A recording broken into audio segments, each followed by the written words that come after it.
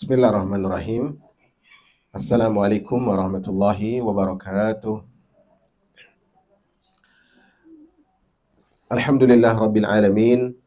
Sallallahu wasallam ala abdihi wa rasulihi Muhammadin nabina Muhammadin wa alihi tahirin wa ashabihi ghurril mayamin wa man tabi'ahum bi ihsanin ila yaumiddin. Qala Allah Ta'ala ya ayyuhalladzina amanu taqullaha haqqa tuqatih wa la tamutunna illa wa antum muslimun. فإن أصدق الحديث كتاب الله وخير الهدي هدي محمد صلى الله عليه وسلم وشر الأمور محدثاتها فإن كل محدثة بدعة وكل بدعة ضلالة وكل ضلالة في النار أما بعد. معاشرة المسلمات الكريمات العزيزات yang dimuliakan oleh Allah Subhanahu wa taala, alhamdulillah dengan taufik dan izin dari Rabbul Alamin kita diberikan kesempatan untuk meraih berbagai macam keutamaan di dalam sebuah nikmat yang tidak Allah berikan pada semua manusia, bahkan tidak Allah berikan kepada semua kaum muslimat, bahkan tidak Allah berikan kepada semua yang sudah berhijrah di jalan Allah Subhanahu wa taala, yaitu sebuah kesempatan berpagi-pagi kita dengan ilmu, bersimpuh di hadapan Allah di majelis ilmu, berharap Allah Subhanahu wa taala mengampuni kita, merahmati kita, meridhoi kita, mengangkat derajat kita dan menjadikan kita insan yang mulia di sisinya Subhanahu wa taala. Salawat dan salam semoga sampai kepada Rasul yang mulia, Nabi yang dicinta, tauladan terbaik sepanjang masa, Muhammad bin Abdullah sallallahu alaihi wasallam. Masyaallah muslimat yang dirahmati oleh Allah Subhanahu wa taala, insyaallah hari ini kita akan baca pada halaman 241. Pada halaman 241, yaitu pada paragraf yang terakhir. Insyaallah kita akan baca mulai paragraf tersebut. Tetapi sebelumnya kita ingin sekilas mengingatkan, di pertemuan kita sebelumnya kita membahas tentang beberapa hal atau beberapa tipe orang yang pantas dijadikan sebagai sahabat. Beberapa perkara penting yang perlu diperhatikan ketika kita ingin memilih seseorang menjadi teman kita, menjadi saudara kita.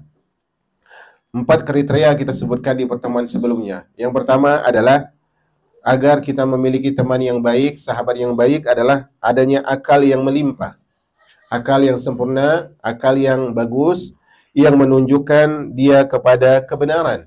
Ini poin yang pertama, sifat yang pertama. Sifat kedua atau kriteria kedua yang perlu kita perhatikan pada teman kita, pada sahabat kita adalah adanya agama yang bagus. Dia memiliki pemahaman agama yang bagus. Sifat yang ketiga adalah dia memiliki akhlak yang terpuji. Dia memiliki akhlak yang terpuji. Pertama tadi dia memiliki akal yang baik, kemudian agama yang bagus. Yang ketiga adalah akhlak yang terpuji. Dan sifat yang keempat adalah dia pun ingin menjadi kawan kita, dia pun ingin menjadi teman dan sahabat kita. Kalau dia adalah orang yang akalnya baik, agamanya bagus, akhlaknya terpuji, tapi dia tidak ingin menjadi teman kita, bagaimana mungkin kita akan berteman dan bagaimana mungkin kita akan bersahabat dengannya. Itu ringkas dari pembahasan kita sebelumnya. Pada hari ini kita akan beri judul pembahasan kita hari ini adalah apakah perlu memperbanyak teman?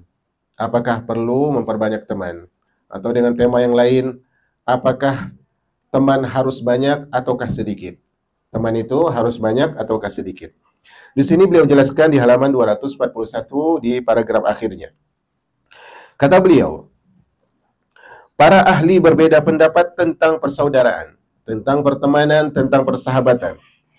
Di antara para ahli ada yang berpendapat bahwa memperbanyak saudara itu lebih utama. Sebagian, di sini ada 2 pendapat dari judul kita, apakah perlu banyak teman? Di sini beliau jelaskan ada 2 pendapat orang bijak. Pihak yang pertama mengatakan bahwa memperbanyak teman, memperbanyak sahabat, memperbanyak saudara itu adalah keutamaan. Alasan mereka apa? Agar lebih kuat pertahanan dan kekuatannya, lebih melimpah cinta dan sayangnya, serta lebih banyak penolong dan orang-orang yang mencarinya. Ini pendapat pertama. Mereka mengatakan, kalau ditanya, apakah bagus banyak teman? Kata mereka, bagus banyak teman. Semakin banyak teman, kita akan semakin banyak orang mencintai kita.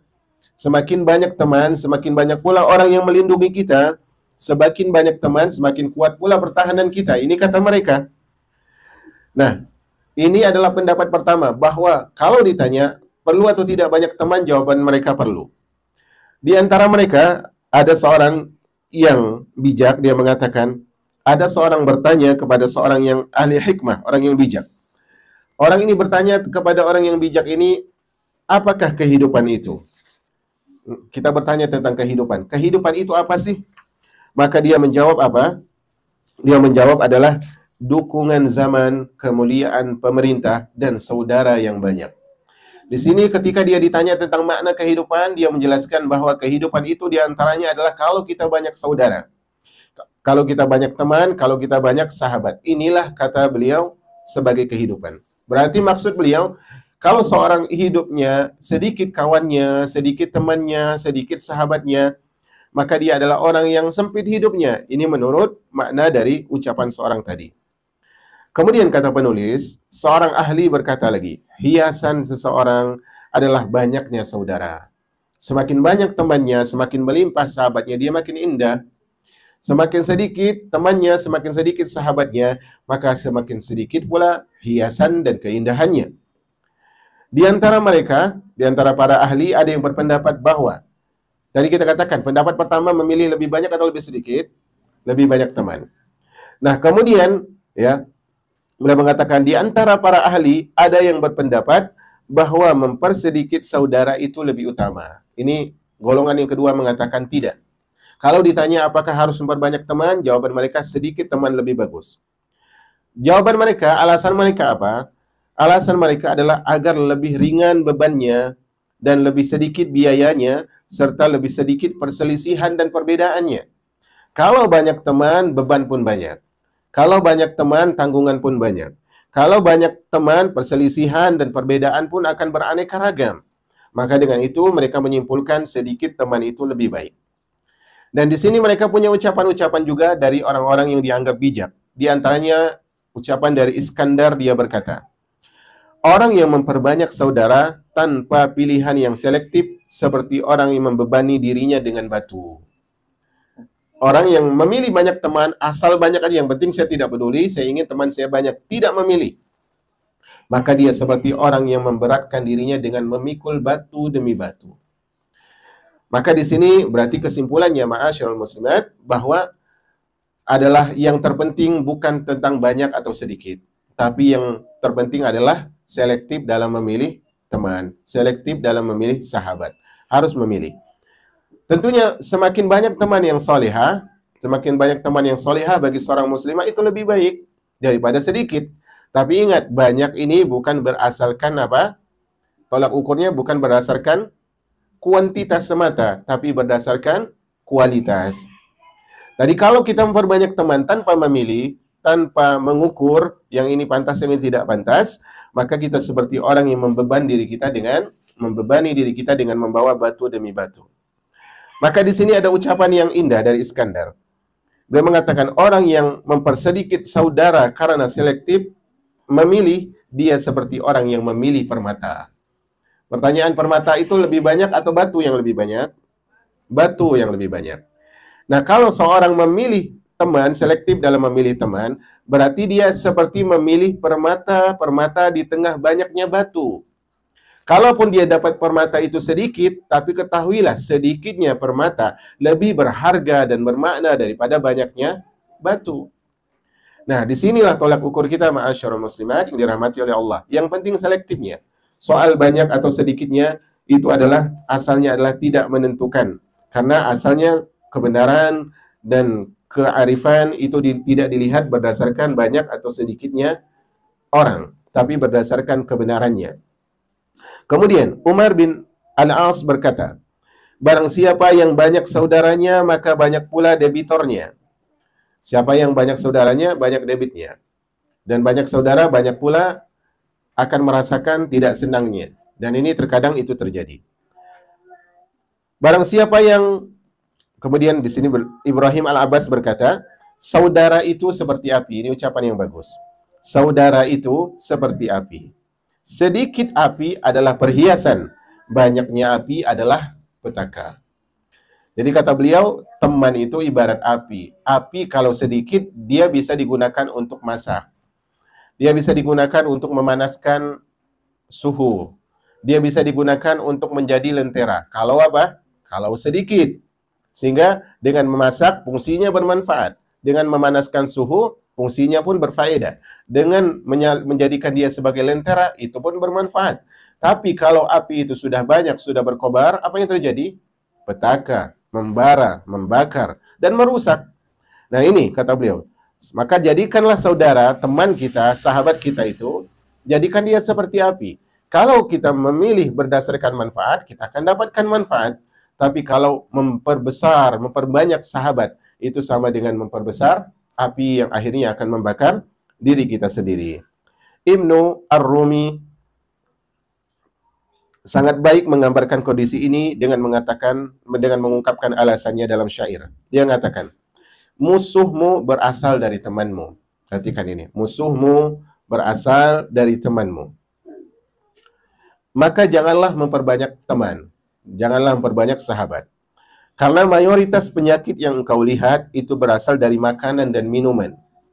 Artinya makanan itu menyehatkan asalnya, minuman itu juga menyehatkan. Tapi kalau kebanyakan, menjadi penyakit. Hindarilah jumlah yang banyak, karena betapa sering jumlah yang banyak itu menjijikkan. Seenak-enaknya makanan, selezat-lezatnya minuman, kalau sudah kebanyakan akan muncul rasa enak. Akan muncul rasa seperti ingin muntah kita. Maka kata beliau, hindarilah jumlah yang banyak, karena betapa sering jumlah yang banyak itu jijik. Betapa sering jumlah yang sedikit itu baik. Air garam yang banyak tidak bisa menyegarkan. Sedikit air tawar itu lebih menyegarkan. Maka di sini poinnya adalah poin selektif dalam memilih teman, memilih sahabat. Salah seorang sastra berkata, ahli sastra berkata, hendaklah tujuan membuat persaudaraan dan memilih penasihat adalah memperbanyak bekal, bukan memperbanyak jumlah. Jadi saya ingin jadikan si A sebagai teman, saya ingin jadikan si B sebagai teman, saya ingin jadikan si C sampai si X sebagai teman. Pertanyaannya, untuk apa semua mereka ini kecuali Z? Kenapa A sampai X ini, kecuali Y dan Z yang tidak dipilih? Kenapa A sampai X ini yang dijadikan teman? Kalau jawabannya adalah supaya banyak teman, maka stoplah. Tapi kalau jawabannya adalah supaya mereka jadi bekal kebaikan, jadi penasehat di dalam perjalanan, maka lanjutkan. Tapi kalau sekedar banyak-banyakan, oh dia follower, saya banyak followernya, saya banyak friendnya, saya banyak sahibnya, saya banyak bestinya, maka ini tidak cukup menjadikan seorang bisa menempuh jalan kebaikan. Dan kendaraan itu semakin banyak penumpangnya semakin berat. Dan mata itu tidak bisa melihat orang ketika orang tersebut semakin banyak, tidak bisa dilihat satu persatu. Maka di sini kata beliau tadi adalah memilihnya adalah berdasarkan menjadi bekal, bukan berdasarkan jumlah. Pilihlah mendapatkan manfaat, bukan mendapatkan himpunan. Jadi kalau saya bersahabat dengan mereka, berteman dengan mereka, apa duduknya saya dengan mereka itu dapat manfaat? Apakah bergaulnya saya dengan mereka itu justru menghadirkan ghibah, menghadirkan namimah, menghadirkan hal-hal yang menjadi tanggungan dosa di hari kiamat? Jadi lihat manfaat atau tidak, atau sekedar berhimpun, sekedar ngumpul. Maka kalau sekedar mengumpul, maka ini tidak baik. Satu orang yang bisa, perhatikan ini garis bawahi, ini stabilo. Satu orang yang bisa mencapai tujuan lebih baik daripada 1000 orang yang memperbanyak jumlah.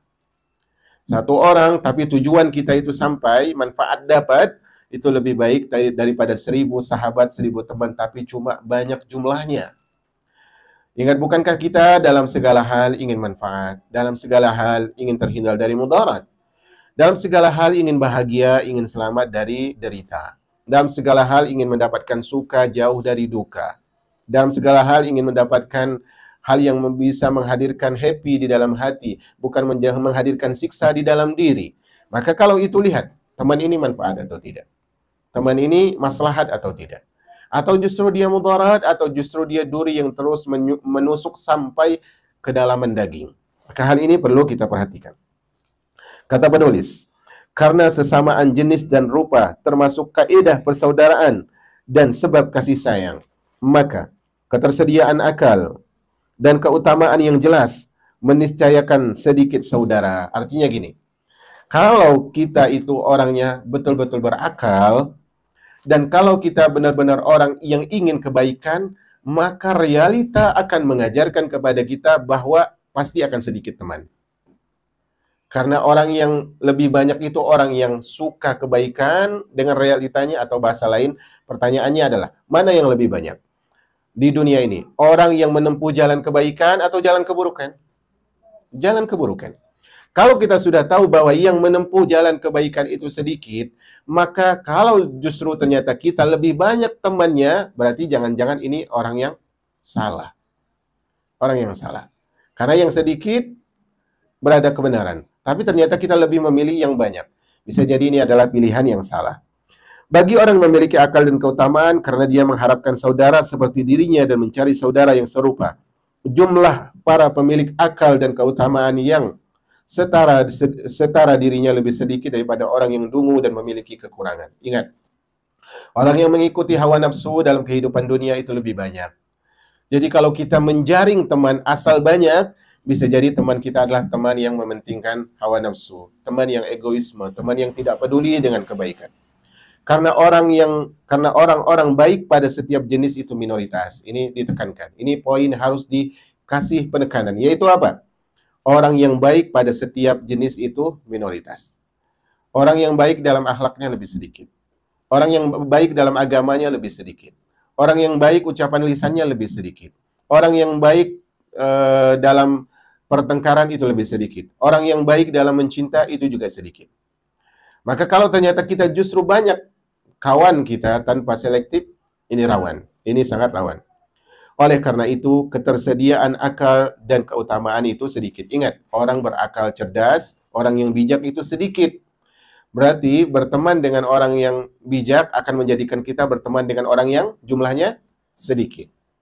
Allah Subhanahu wa taala berfirman di sini dalam surah Al-Hujurat pada ayat keempat, Allah Subhanahu wa taala mengatakan tentang orang yang kurang akalnya dalam bersikap kepada Nabi.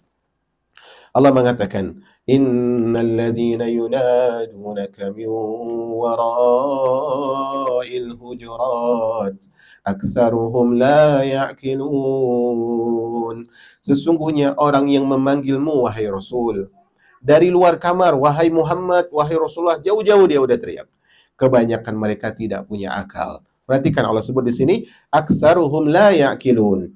Kebanyakan mereka tidak punya akal. Maka poin ini, ma'asyiral muslimat yang dirahmati oleh Allah Subhanahu wa taala, poin untuk kita perhatikan. Bahwa banyak manusia itu adalah orang yang tidak bagus. Kebanyakan manusia itu orang berada dalam kesesatan. Allah mengatakan, wa in tuti aktsara man fil ardi yudilluka an sabilillah. Kalau engkau mentaati, mengikuti kebanyakan orang, maka mereka akan memalingkan dari jalan Allah. Maka wallahu a'lam bishawab, memang asalnya adalah kita memilih orang berdasarkan selektif. Milih teman, sahabat, saudara harus diseleksi dahulu. Harus kita kritis dalam memilih mereka. Kalau kita sudah memilih dengan selektif, pasti teman kita tidak akan apa? Tidak akan banyak. Pasti teman kita tidak akan banyak. Penulis mengatakan, sehingga saudara para pemilik keutamaan itu sedikit, karena memang jumlah mereka sedikit. Saudara orang memiliki kekurangan dan kebodohan itu banyak, karena memang jumlah mereka banyak. Seorang penyair menyandungkan syair dengan kondisi tersebut yang artinya, setiap orang memiliki kesempurnaan, setiap orang memiliki keserupaan dengan orang lain di kalangan manusia.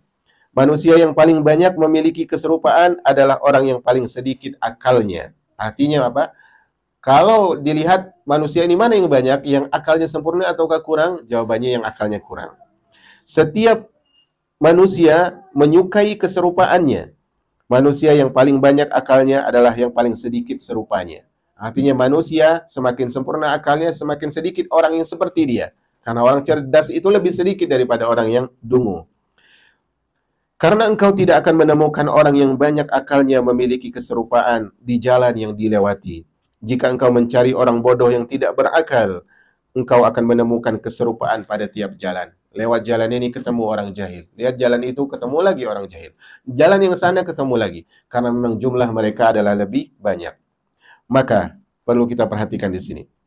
Kalau ternyata kita sudah mendapat jawaban, apakah perlu memiliki banyak teman atau tidak? Jawabannya lebih condong pada pendapat yang kedua, yaitu apa? Sedikit teman. Karena kalau memilih banyak teman, akan terjaring teman-teman yang jahil, teman-teman yang tidak mengerti mana maslahat, mana mudarat. Maka setelah kita tahu bahwa ternyata sedikit teman itu lebih baik, asal selektif, maka di sini muncul pembahasan yang baru, yaitu tentang macam-macam kawan, macam-macam teman, macam-macam sahabat. Kata beliau, jika keadaannya sebagaimana penjelasan yang telah kami jelaskan tersebut, maka kondisi orang yang termasuk ke dalam jumlah saudara ada 4 macam. Ada 4 macam teman. Ada 4 macam teman. Ada 4 jenis sahabat. Yang pertama adalah orang yang menolong dan minta pertolongan.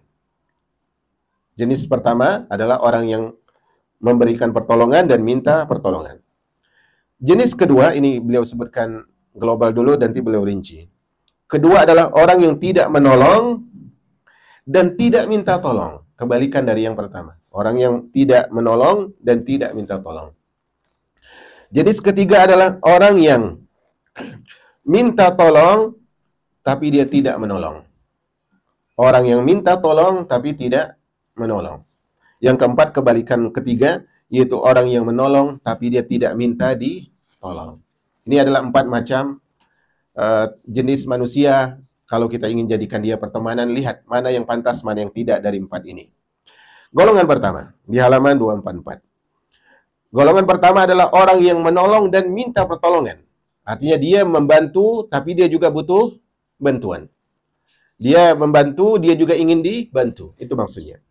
Kata beliau, orang yang menolong dan minta pertolongan adalah orang yang melakukan tukar-menukar. Dia insaf. Insaf di sini maksudnya adil. Dia insaf, yaitu adil. Kenapa dikatakan adil? Karena dia menunaikan kewajibannya, kemudian dia minta haknya. Ini ada take and give. Dia setelah dia tunaikan kewajibannya, dia minta haknya.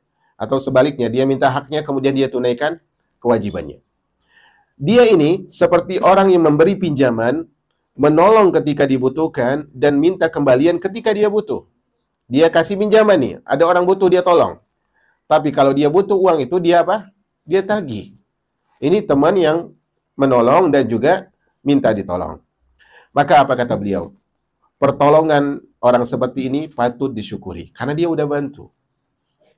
Kata Nabi SAW, la yashkurullah man la yashkurun nas. Tidak bersyukur kepada Allah siapa yang tidak bersyukur kepada manusia. Kata Nabi SAW, man sana'a ilaikum man sana'a ilaikum ma'rufan fakafi'uhu.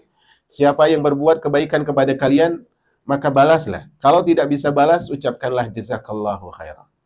Atau perempuan jazakillahu khairan. Maka pertolongannya patut disyukuri. Permintaan tolongnya bisa dimaklumi. Kenapa? Karena sebelumnya dia nolong. Kalau saat ini dia minta bantu, ingat sebelumnya dia sudah membantu. Apa kata penulis? Orang ini adalah saudara yang paling adil. Teman yang adil seperti ini. Jadi teman adil itu bukan teman yang minta tolong tapi nggak mau nolong. Jadi kalau ada teman ini kok minta tolong ya? Lihat, dia suka menolong tidak? Kalau dia suka menolong, kemudian di kemudian hari dia minta tolong, dia masih teman yang adil. Teman yang seimbang. Ini jenis pertama. Jenis teman atau sahabat yang kedua adalah orang yang, kebalikan ini, orang yang tidak mau menolong dan tidak minta pertolongan. Dia nggak bantu orang lain, tapi dia juga tidak minta bantuan. Apa kata beliau? Orang yang tidak menolong dan tidak minta pertolongan adalah orang yang diabaikan. Orang ini seperti nggak ada. Seperti nggak ada dia di tengah-tengah masyarakat. Enggan berbuat baik dan menahan keburukan. Dia memang tidak menyakiti orang, tapi apa? Dia juga tidak berikan manfaat kepada orang. Dia tidak menyakiti orang, tapi dia juga tidak membantu orang. Ini seperti tidak ada. Antara ada dan tiada. Nah, apa kata penulis? Dia bukan teman yang bisa diharapkan dan bukan musuh yang perlu dikhawatirkan. Jadi orang kedua ini nggak pantas dijadikan teman. Dia tidak pantas dijadikan teman. Dia justru cenderung kepada musuh, tapi tidak bahaya. Tapi dia bukan teman yang pantas dijadikan teman, tidak pantas dijadikan sahabat. Al-Mughirah bin Syu'bah, seorang sahabat Nabi berkata, orang yang meninggalkan saudara, artinya adalah orang yang tidak mau membantu sahabat, teman, adalah orang yang diabaikan. Artinya kalau dia tidak peduli dengan lingkungan, dia itu seperti orang yang diabaikan saja, seperti tidak ada wujudnya. Jika demikian, maka dia seperti ilustrasi ideal. Keindahannya membuatmu kagum, kemanfaatannya mengkhianatimu. Artinya apa? Keindahan membuatmu kagum, kemanfaatan mengkhianatimu. Maksudnya begini, dia terlihat indah, tapi ternyata tidak indah karena dia tidak bantu. Dia diam, nggak nyakitin, tapi juga tidak apa? Tidak nolong. Kita haus, kita haus misalnya ya, atau kita kepanasan, Dia ini ibarat payung, ya. Dia tidak menusuk kita dengan bagian tajamnya, tapi dia juga tidak meneduhkan kita dengan kembangan payungnya. Maka dia seperti mengagumkan, tetapi apa? Manfaatnya mengkhianati, maksudnya nggak ada manfaatnya. Jenis orang yang dia memang tidak menyakiti kita, artinya dia tidak minta tolong, tapi juga tidak menolong, nggak ada manfaat bagi kita. Sekali lagi, orang seperti ini jangan dijadikan teman. Orang seperti ini jangan dijadikan teman. Dia bukan orang yang tercela. Ya, dia tidak tercela. Karena menahan keburukan. Dia tidak nyakitin kita, maka tidak tercela. Tapi dia bukan orang yang patut disyukuri karena enggan berbuat baik. Meskipun dia lebih pantas untuk dikecam dan lebih pantas untuk ditegur. Orang seperti ini harusnya ditegur. Mungkin dia mengatakan, ngapain negur saya juga tidak menyakiti Anda. Memang.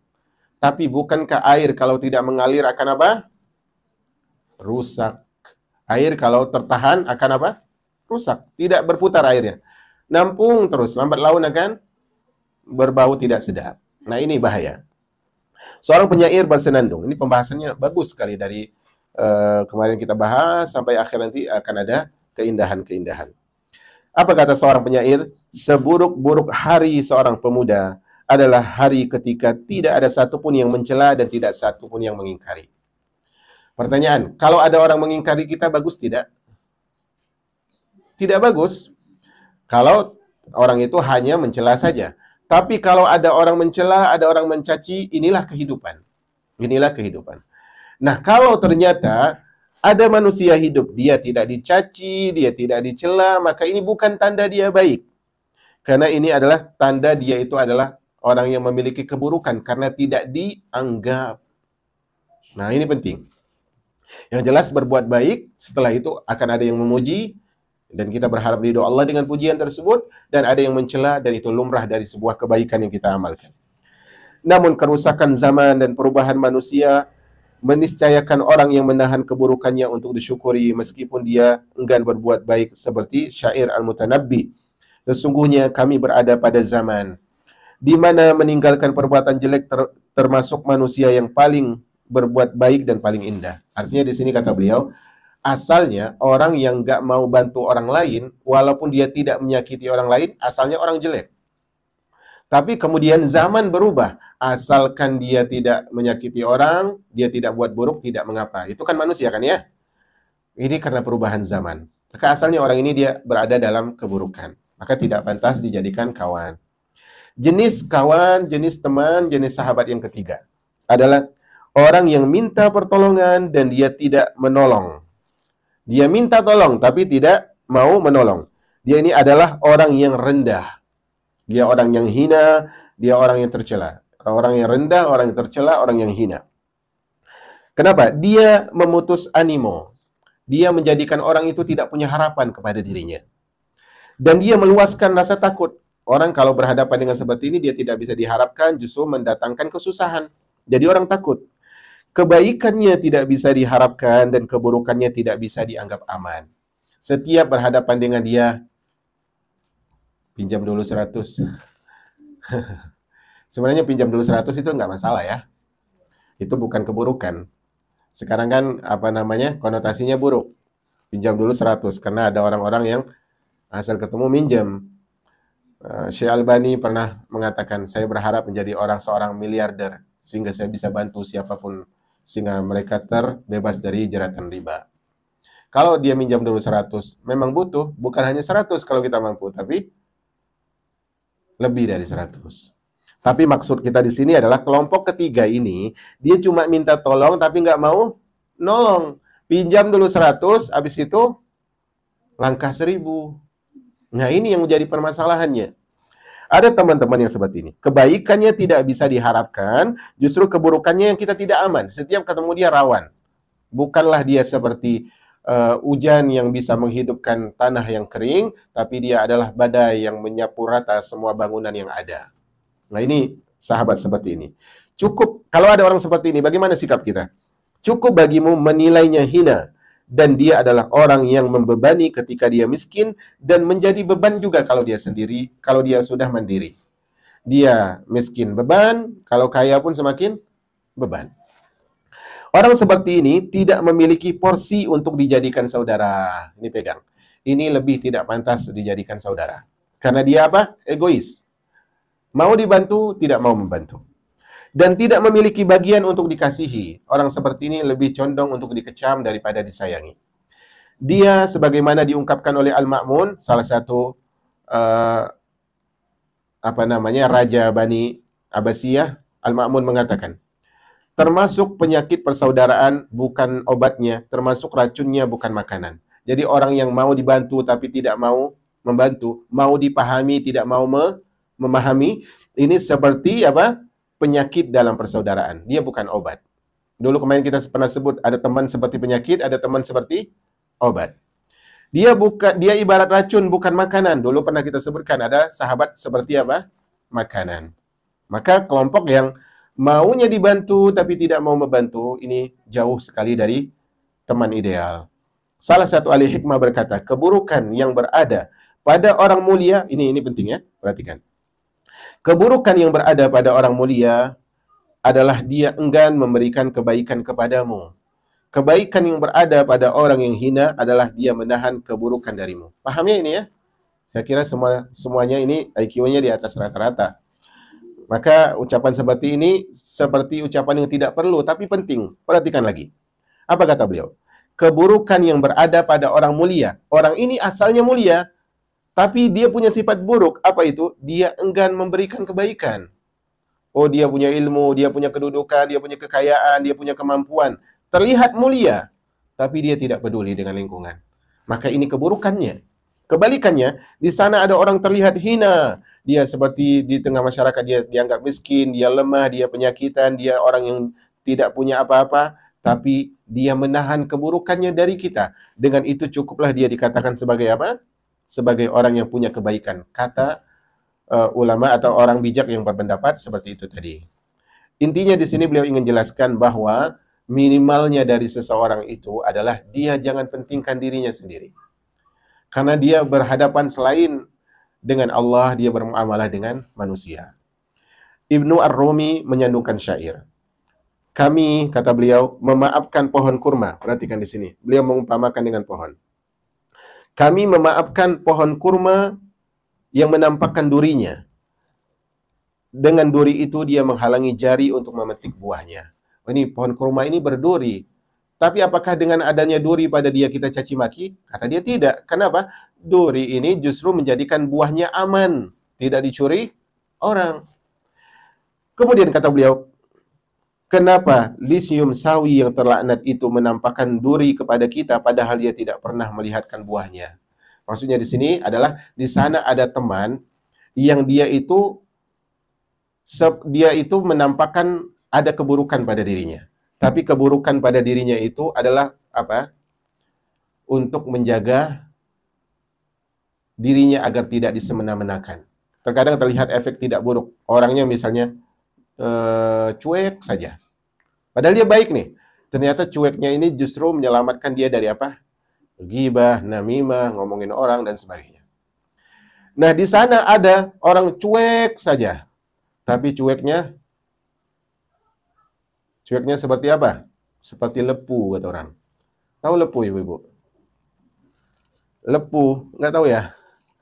Ya udah. Jadi kalau ibu-ibu ke pantai, di karang-karang itu ada seperti batu, tapi dia ikan. Hati-hati itu lepu. yang kalau disengat dia, ibu-ibu bisa tidak tidur sepekan. Sakit sekali. Dia seperti ikan, tapi juga seperti apa? Batu. Kalau salah injak, sengatnya sangat mematikan. Nah, ini ada teman-teman seperti itu. Ini jadi teman yang ketiga. Jadi kita ulangi. Teman tadi ada 4 macam. Pertama adalah teman yang menolong dan ingin juga ditolong. Ini bagus dijadikan teman, karena dia teman yang adil. Yang kedua adalah teman yang tidak menolong dan juga tidak minta tolong. Dia tidak terlalu buruk, tapi dia tidak pantas dijadikan kawan. Yang ketiga adalah minta tolong, tapi tidak mau menolong. Ini tidak pantas sekali dijadikan kawan. Jenis teman yang keempat. Orang yang menolong dan justru dia tidak minta dibalas. Artinya, orang yang menolong dan tidak minta tolong. Dia bantu, tapi nggak mau dibalas bantuannya. Dia membantu, dia katakan jangan bantu saya. Biarlah saya membantu. Apa kata penulis? Orang yang menolong dan tidak minta ditolong adalah orang yang mulia sifatnya dan orang yang patut disyukuri perbuatannya. Yang punya akhlak yang mulia, maka kita syukuri. Dia benar-benar telah melebihi keutamaan inisiatif dan kecukupan, sehingga dia tidak terlihat terbebani ketika ditimpa bencana dan tidak menyerah ketika bangkit menolong. Dia miskin, tapi dia tetap bersedekah. Dia miskin, dia butuh, dia bersedekah. Tapi kalau disedekahi, dia katakan tidak, alihkan saja ke tempat lain. Ada yang seperti ini? Ada. Dan mereka sangatlah, walaupun tidak sebanyak orang bakhil, tapi mereka ini banyak. Ada orang seperti ini. Dia adalah saudara yang paling mulia jiwanya dan paling dermawan tabiatnya. Teman seperti ini jangan dilepas. Teman seperti ini jangan dilepas. Dia, ketika kita datang kepada dia, dia katakan, saya punya masalah, saya ingin minta solusi. Padahal bisa jadi masalah dia lebih besar daripada masalah kita. Dia berikan solusi untuk masalah kita, tapi dia tidak mengatakan, saya juga minta tolong dong. Enggak. Nah, ini banyak teman-teman seperti ini. Yang seperti ini, tapi lebihlah langka daripada kelompok yang lain. Kata beliau tadi apa? Maka selayaknya bagi orang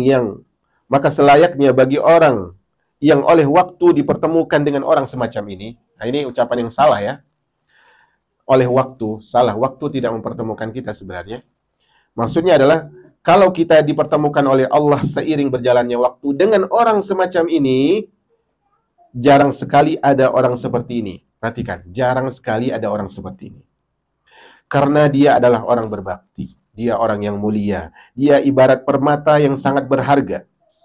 Agar jari kelingkingnya menyanjung orang tersebut, menggigitnya dengan jari geraham. Perhatikan, biasanya menyanjung dengan jari apa? Jempol. Ini dengan jari apa kata beliau? Kelingking. Artinya udah, orang seperti ini nggak ada lawan. Harus diakui. Kemudian apa? Menggigitnya dengan gigi geraham. Berarti kalau ketemu orang ini digigit? Enggak. Maksudnya apa?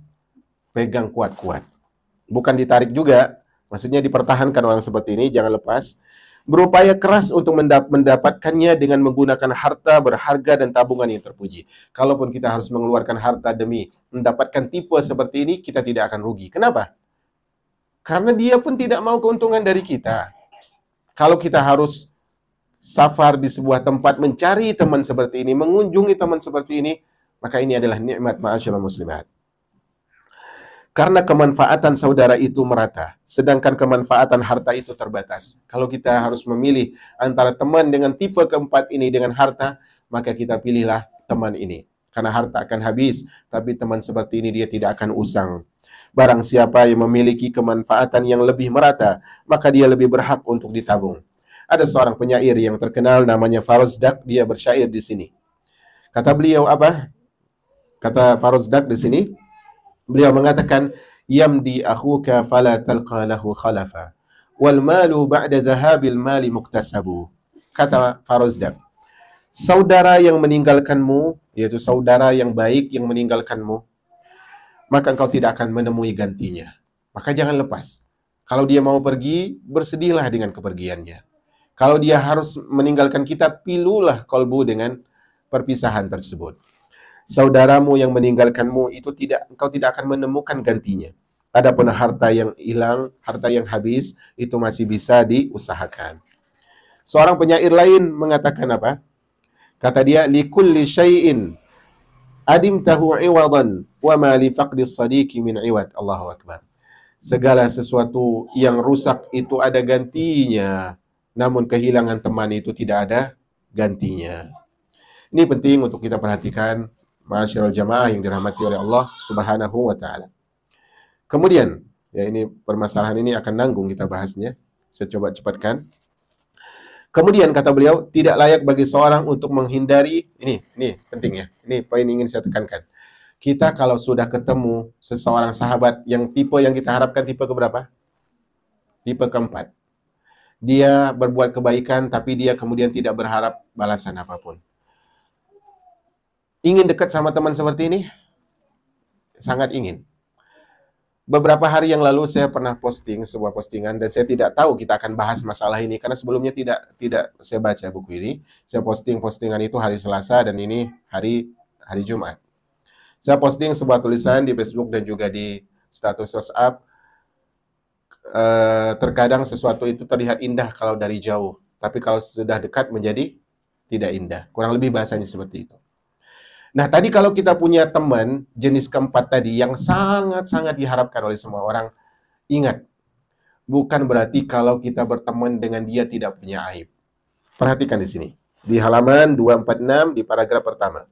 Kemudian, kata penulis, tidak layak bagi seseorang untuk menghindari persaudaraan karena 1-2 perilaku yang dia curigai.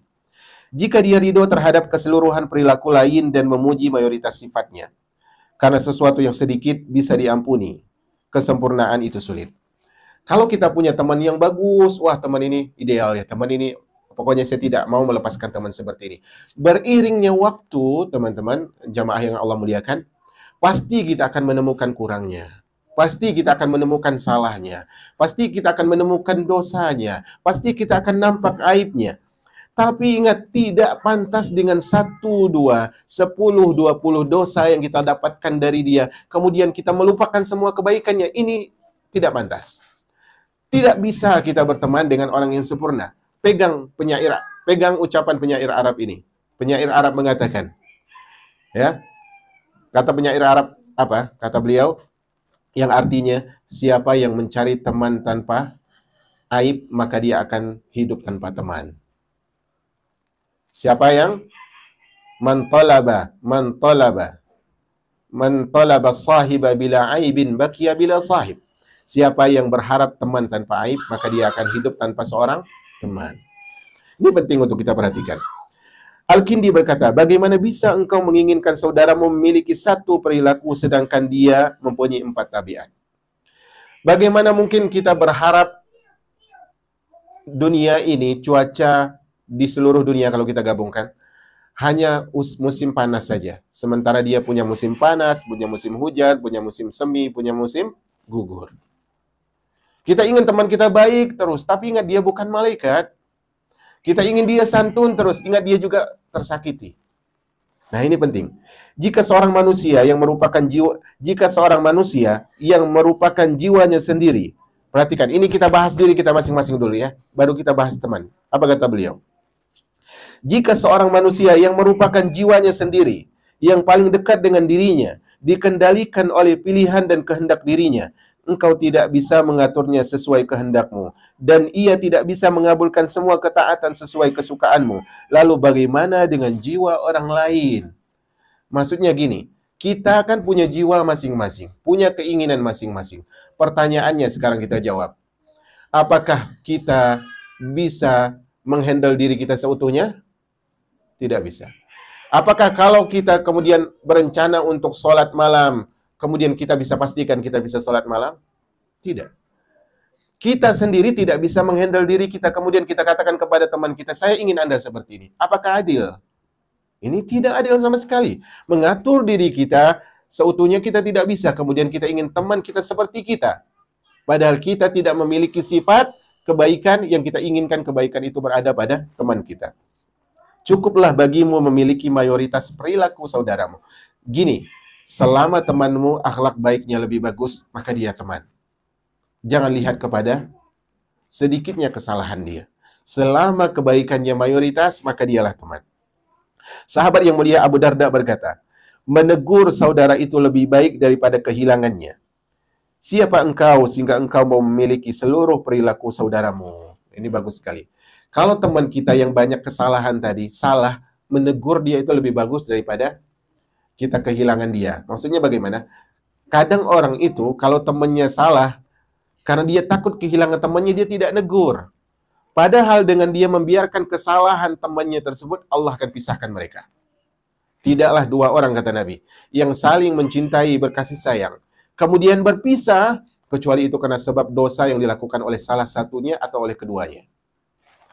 Kemudian apa kata Abu Darda tadi? Siapa engkau sehingga engkau mau memiliki seluruh perilaku saudaramu? Artinya siapa sih Anda kok semuanya temanmu harus buat baik, sementara engkau bukan temanmu? Nah, ini penting. Penyair mengambil nilai dari ucapan ini, yaitu Abu Athaiyah. Dia berkata, wahai saudaraku, engkau tidak bisa memiliki seorang sepenuhnya. Maka janganlah engkau berikan dirimu sepenuhnya kepada seseorang. Ini penting ya. Ini poin agar kita tidak sakit hati, jemaah. Apa kata beliau? Engkau tidak bisa memiliki seseorang sepenuhnya. Bahkan kalau dia anak dan suamimu. Tidak bisa. Maka kalau kita tidak bisa memiliki orang sepenuhnya, kebalikannya apa?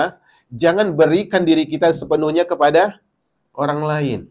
Pokoknya saya tidak peduli, saya percaya kepada Anda, semua rahasia saya ceritakan. Jangan.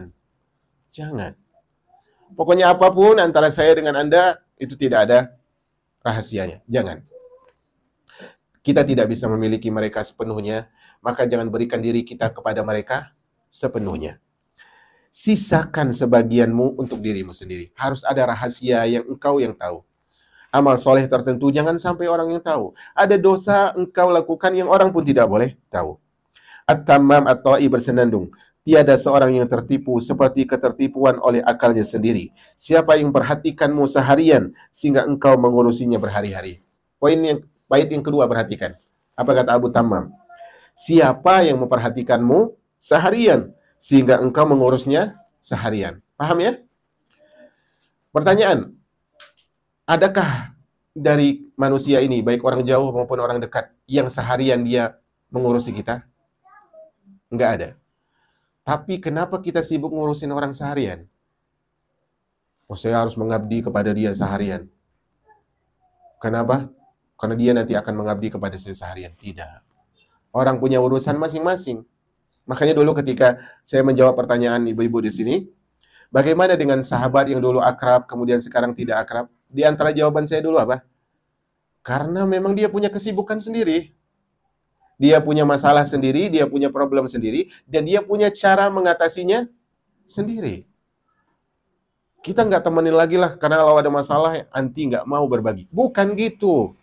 Karena memang ada hal yang bisa diselesaikan bersama, ada hal yang harus sendiri. Ada hal yang harus sendiri. Salah satu ahli hikmah berkata, menuntut insaf ini adil, menuntut adil termasuk kurang adil. Maksudnya apa? Kalau kita minta orang itu perfect, maka berarti kita tidak adil. Karena kita pun tidak perfect. Janganlah, salah satu sastrawan berkata, janganlah sebuah aib tersembunyi yang bisa ditutupi oleh keutamaan yang sangat banyak, atau dosa kecil yang bisa diampuni oleh perantara yang kuat, membuatmu menghindari seorang yang kau puji kehidupannya, kau ridho gayanya, kau ketahui keutamaannya, dan kau ketahui kedalaman akalnya, karena engkau tidak akan menemukan yang lain yang beradab tanpa aib dan tanpa dosa. Jadi kalau kita ketemu teman yang dia salihah, banyak kebaikannya, tapi kita temukan dia itu ternyata panuan di sisi ini. Maksudnya akhlaknya yang panuan. Akhlaknya buruk. Maka ini kita katakan janganlah yang satu ini kemarau sehari melupakan hujan setahun. Jangan. Karena yang seperti ini sulit kita cari kalau sifat kita seperti itu. Maka setelah itu jadikanlah hal itu pelajaran tentang nafsumu. Janganlah engkau lihat dia dengan mata keridoan, jangan pula engkau lihat dia bersama hawa nafsu. Pelajaran yang kau ambil dan pengujianmu terhadap nafsumu. Terdapat sesuatu yang membuatmu putus asa dari tuntunanmu dan membuatmu simpati terhadap orang yang berdosa. Seorang penyair menyandungkan, siapa orang yang kau ridho seluruh sifatnya, sesungguhnya yang bisa dihitung aibnya sudah cukup mulia. Maksudnya apa? Adakah semua orang yang perfect? Adakah orang yang semua akhlaknya perfect? Jawabannya tidak. Maka cukup dengan banyak kebaikannya, dia pantas untuk kita puji. Dia pantas untuk kita puji. Kemudian An-Nabighah Az-Zibyani berkata dalam syairnya, engkau tidak bisa menyisakan saudara yang tidak engkau himpun karena dia kusut. Orang seperti apa yang beradab itu? Apakah orang yang beradab itu yang tidak punya salah? Apakah orang yang beradab itu orang yang tidak punya aib? Apakah orang yang beradab itu orang yang tidak pernah malas? Maka orang yang beradab adalah orang yang banyak kebaikannya. Maka di sini saya tutup pembahasan ini dengan firman Allah Subhanahu wa taala di halaman 248. Di halaman 248 Allah Subhanahu wa taala mengatakan fasfahis safhal jamil. Maafkanlah mereka dengan maaf yang indah.